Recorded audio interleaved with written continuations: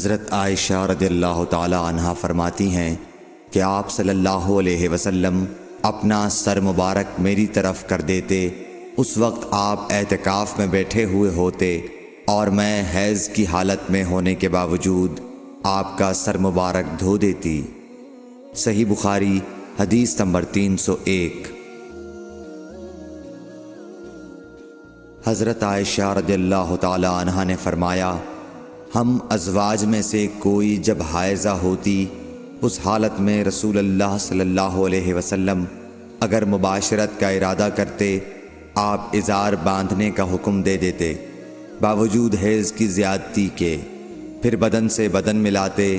آپ نے کہا، تم میں ایسا کون ہے جو نبی کریم صلی اللہ علیہ وسلم کی طرح اپنی شہوت پر قابو رکھتا ہو؟ صحیح بخاری حدیث نمبر 302۔ نبی کریم صلی اللہ علیہ وسلم اپنی بیویوں میں سے کسی سے مباشرت کرنا چاہتے اور وہ حائضہ ہوتی تو آپ کے حکم سے وہ پہلے ازار باندھ لیتی۔ صحیح بخاری حدیث نمبر 303۔ رسول کریم صلی اللہ علیہ وسلم عید الاضحیٰ یا عید الفطر میں عیدگاہ تشریف لے گئے۔ وہاں آپ عورتوں کے پاس سے گزرے اور فرمایا، اے عورتوں کی جماعت، صدقہ کرو کیونکہ میں نے جہنم میں زیادہ تم ہی کو دیکھا ہے۔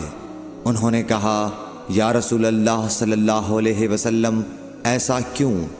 آپ نے فرمایا کہ تم لعن طعن بہت کرتی ہو اور شوہر کی ناشکری کرتی ہو، باوجود عقل اور دین میں ناقص ہونے کے میں نے تم سے زیادہ کسی کو بھی ایک عقل مند اور تجربہ کار آدمی کو دیوانہ بنا دینے والا نہیں دیکھا۔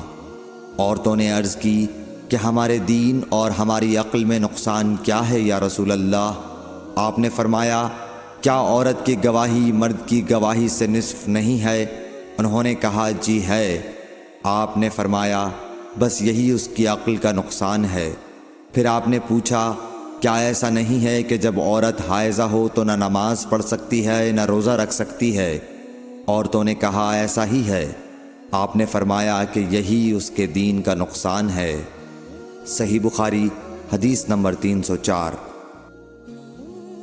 حضرت عائشہ رضی اللہ تعالی عنہا نے فرمایا کہ ہم رسول اللہ صلی اللہ علیہ وسلم کے ساتھ حج کے لیے اس طرح نکلے کہ ہماری زبانوں پر حج کے علاوہ اور کوئی ذکر ہی نہ تھا۔ جب ہم مقام صرف پہنچے تو مجھے حیض آ گیا۔ اس غم سے میں رو رہی تھی کہ نبی صلی اللہ علیہ وسلم تشریف لائے۔ آپ نے پوچھا، کیوں رو رہی ہو؟ میں نے کہا، کاش میں اس سال حج کا ارادہ ہی نہ کرتی۔ آپ نے فرمایا، شاید تمہیں حیض آ گیا ہے۔ میں نے کہا، جی ہاں۔ آپ نے فرمایا، یہ چیز تو اللہ تعالیٰ نے آدم کی بیٹیوں کے لیے مقرر کر دی ہے، اس لیے تم جب تک پاک نہ ہو جاؤ طواف بیت اللہ کے علاوہ حاجیوں کی طرح تمام کام انجام دو۔ صحیح بخاری حدیث نمبر 305۔